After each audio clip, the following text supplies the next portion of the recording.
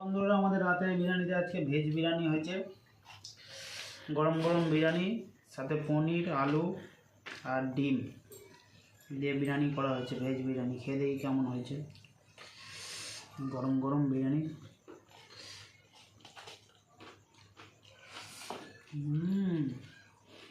পনির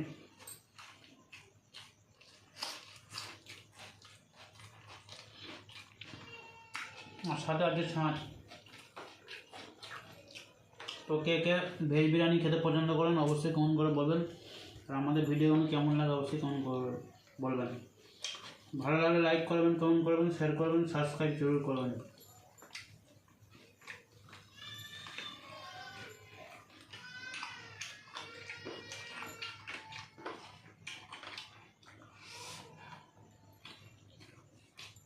ডিম